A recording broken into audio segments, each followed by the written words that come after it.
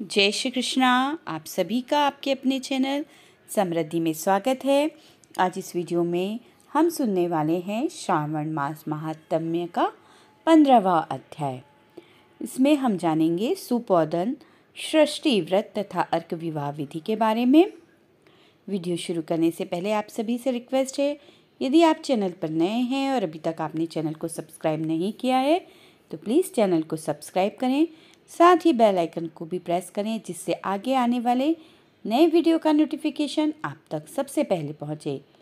तो चलिए वीडियो को शुरू करते हैं।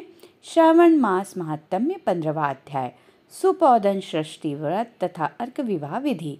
सनत कुमार बोले, हे देवेश, मैंने नागों का यह आश्चर्यजनक पंचमी व्रत सुन लिया। अब आप बताएं कि षष्ठी तिथि में कौन सा व्रत है और उसकी विधि क्या है। ईश्वर बोले, हे विपेंद्र, श्रावण मास के शुक्ल पक्ष में षष्ठी तिथि को महामृत्यु का नाश करने वाले सुपोदन नामक शुभ व्रत को करना चाहिए।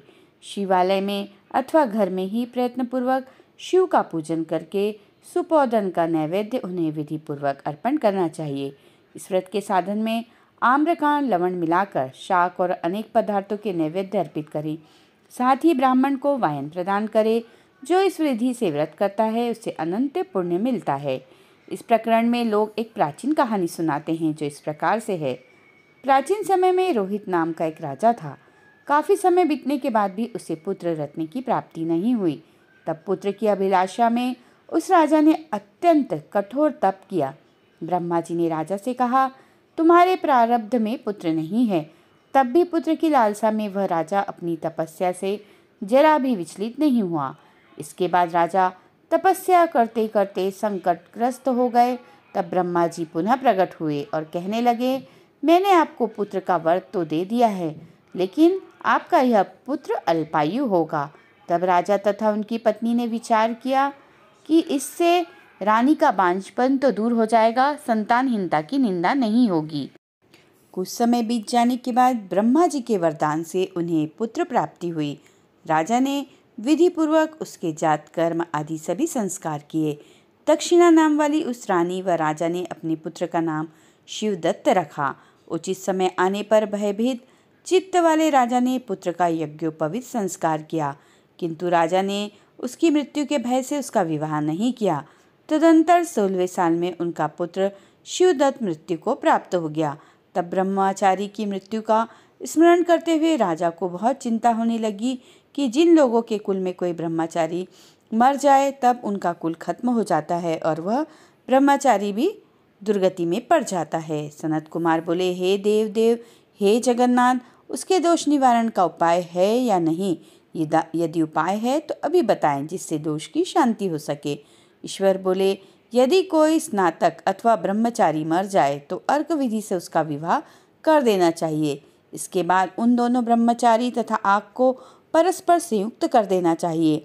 अब अर्क विवाह की विधि कहते हैं। मृतक का गोत्र, नाम आदि लेकर देश काल का उच्चारण करता कहे कि मैं मृत ब्रह्मचारी के दोष निवारण हेतु वैसर्गिक व्रत करता हूँ। सर्वप्रथम सुवर्ण से अभ्युदय करके अग्नि स्थापन कर आघार होम करके चारों व्याहृतियों ओम भू, ओम भुवः, ओम स्वः, ओम मः से हवन करना चाहिए। इसके बाद व्रत अनुष्ठान के उत्तम फल के निमित्त व्रतपति अग्नि के संपादनार्थ विश्व देवों के लिए घृत की आहुति डालें। इसके बाद स्विष्टकृत होम करके अवशिष्ट होम संपन्न करें। पुनः देश काल का उच्चारण करके इस प्रकार बोले, मैं अर्क विवाह करूँगा। इसके बाद सुवर्ण से अभ्युदय कृत्य करके अर्क शाखा तथा मृतक की देह को तेल तथा हल्दी से लिप्त करके पीले सूत से वेष्टित करें और पीले रंग के 2 वस्त्रों से उन्हें ढक दें। इसके बाद अग्नि स्थापन करें और विवाह विधि में प्रयुक्त योजक नामक अग्नि में आघार होम करें व अग्नि के लिए आज्य होम करें। इसके बाद चारों व्याहृतियों से ओम भुवः, ओम भुवः, ओम स्वः, ओम मः बृहस्पति तथा कामदेव के लिए आहुति प्रदान करें। पुनः घृत से स्विष्टकृत होम करके संपूर्ण हवन कर्म समाप्त करें। इसके बाद आग की डाली तथा मृतक के शव को विधि पूर्वक जला दें। मृतक अथवा म्रियमाण के निमित्त 6 वर्ष तक इस व्रत का अनुष्ठान करना चाहिए। इस अवसर पर 30 ब्रह्मचारियों को नवीन कौपिन वस्त्र प्रदान करना चाहिए और हस्त प्रमाण अथवा कान तक लंबाई वाले दंड तथा कृष्ण मृग चर्म भी प्रदान करने चाहिए। उन्हें चरण पादुका, छत्र, माला, गोपी चंदन, प्रवाल मणि की माला तथा अनेक आभूषण समर्पित करने चाहिए। इस विधान से व्रत करने पर कोई भी विघ्न नहीं होता है।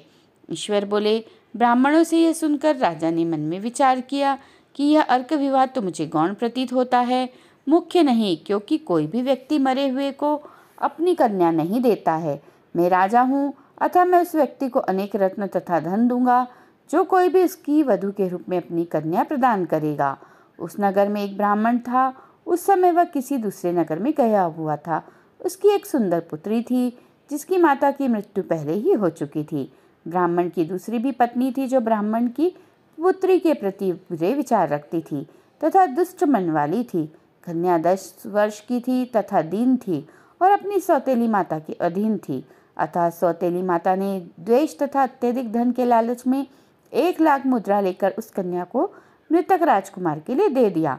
कन्या को लेकर राजा के लोग नदी के तट पर शमशान भूमि में राजकुमार के पास ले गए और शव के साथ उसका विवाह कर दिया। इसके बाद विधान पूर्वक शव के साथ कन्या का योग करके जब वे जलाने की तैयारी करने लगे तब उस कन्या ने पूछा, हे सज्जनों, आप लोग यह क्या कर रहे हैं? तब वे सभी दुखित मन से कहने लगे कि हम लोग तुम्हारे इस पति को जला रहे हैं। इस पर भयभीत होकर बाल स्वभाव के कारण रोती हुई उस कन्या ने कहा, आप लोग मेरे पति को क्यों जला रहे हैं? मैं जलाने नहीं दूंगी। आप लोग सभी यहाँ से चले जाइए। मैं अकेली ही यहाँ बैठी रहूंगी और जब ये उठेंगे तब मैं अपने पति देव के साथ चली जाऊंगी। उसका हठ देखकर दया के कारण दीन चित्त वाले कुछ भाग्यवादी वृद्धजन कहने लगे, अहो, होनहार भी क्या होता है? इसे कोई भी नहीं जान सकता। दीनों की रक्षा करने वाले तथा कृपालु भगवान न जाने क्या करेंगे। सौत की पुत्री का भाव रखने के कारण सौतीली माता ने इस कन्या को बेचा है, अतः संभव है कि भगवान इसके रक्षक हो जाएं। अतः हमें इस लोक कन्या को, इस शव को नहीं जला सकते, इसलिए सभी को अच्छा लगे तो हम लोगों को यहाँ से चले जाना चाहिए। परस्पर ऐसा निश्चय करके वे सब अपने नगर को चले गए। बाल स्वभाव के कारण यह सब क्या है, इसे न जानती हुई भय से व्याकुल वह कन्या एकमात्र शिव तथा पार्वती का स्मरण करती रही। उस कन्या के स्मरण करने से सब कुछ जानने वाले तथा दया से पूर्ण हृदय वाले शिव पार्वती शीघ्र ही वहां आ गए। नंदी पर विराजमान उन तेज निधान शिव पार्वती को देखकर उन देवों को न जानती हुई भी उस कन्या ने पृथ्वी पर दंड की भांति पड़कर प्रणाम किया। तब उसे आश्वासन प्राप्त हुआ कि पति से तुम्हारे मिलने का समय अब आ गया है। तब कन्या ने कहा कि मेरे पति अब जीवित नहीं होंगे। उसके बाल भाव से प्रसन्न तथा दया से परिपूर्ण शिव पार्वती ने कहा कि तुम्हारी माता ने सुपोदन नामक व्रत किया था। उस व्रत का फल संकल्प करके तुम अपने पति को प्रदान करो। तुम कहो कि मेरी माता के द्वारा जो सुपोदन नामक व्रत किया गया है उसके प्रभाव से मेरे पति जीवित हो जाए। तब कन्या ने वैसा ही किया और उसके परिणाम स्वरूप शिवदत्त जीवित खड़ा हो गया। उस कन्या को व्रत का उपदेश देकर शिव तथा पार्वती अंतर्ध्यान हो गए। तब शिवदत्त ने उस कन्या से पूछा, तुम कौन हो और मैं यहाँ कैसे आ गया हूँ? तब उस कन्या ने उसे वृत्तांत सुनाया और रात हो गई। प्रातः होने पर नदी के तट पर गए लोगों ने राजा को वापिस आकर कहा कि हे राजन, आपका पुत्र व पुत्रवधू नदी के तट पर स्थित हैं। विश्वस्त लोगों से यह बात सुनकर राजा बहुत खुश हुआ। वह हर्ष भेरी बजवाते हुए नदी के तट पर गया। सभी लोग प्रसन्न होकर राजा की प्रशंसा करने लगे। वह बोले, हे राजन, मृत्यु के घर गया हुआ आपका पुत्र पुनः लौट आया है। इस पर राजा पुत्रवधू की प्रशंसा करने लगे और बोले कि लोग मेरी प्रशंसा क्यों कर रहे हैं? प्रशंसा के योग्य तो यह वधू है। मैं तो भाग्यहीन तथा अधम हूँ। धन्य और सौभाग्यशालिनी तो यह पुत्रवधू है, क्योंकि इसी के पुण्य के प्रभाव से मेरा पुत्र जीवित हुआ है। इस प्रकार अपनी पुत्रवधू की प्रशंसा करके राजा ने दान तथा सम्मान के साथ श्रेष्ठ ब्राह्मणों का पूजन किया और ग्राम से बाहर ले जाए गए मृत व्यक्ति के पुनः ग्राम में प्रवेश कराने से संबंधित शांति की विधि को ब्राह्मणों के निर्देश पर विधि पूर्वक संपन्न किया। हे वत्स, इस प्रकार मैंने आपसे यह सुपोदन नामक व्रत कहा। इसे 5 वर्ष तक करने के अनंतर उद्यापन करना चाहिए। पार्वती तथा शिव की प्रतिमा का प्रतिदिन पूजन करना चाहिए और प्रातःकाल आम के पल्लवों के साथ चरु का होम करना चाहिए। साथ ही नैवेद्य तथा वायन अर्पित करना चाहिए। मनुष्य यदि व्रत की बताई गई इस विधि के अनुसार आचरण करे तो वह दीर्घजीवी पुत्र प्राप्त करके मृत्यु के बाद शिवलोक जाता है। इस प्रकार श्री स्कंद पुराण के अंतर्गत ईश्वर सनत कुमार संवाद में श्रावण मास महात्म्य में सुपोदन षष्ठी व्रत कथन नामक 15वां अध्याय पूर्ण हुआ। बोलिए उमापति महादेव की जय, शंकर भगवान की जय। उम्मीद करती हूँ यह वीडियो आपको पसंद आया होगा। वीडियो अच्छा लगे तो प्लीज़ इसे लाइक करें, फ्रेंड्स और फैमिली में शेयर करें। चैनल पर यदि आप नए हैं तो प्लीज़ चैनल को सब्सक्राइब करें। साथ ही बेल आइकन को प्रेस करें जिससे आगे आने वाले नए वीडियो का नोटिफिकेशन आप तक सबसे पहले पहुँचे। मिलेंगे नेक्स्ट वीडियो में। जय श्री कृष्णा, राधे राधे।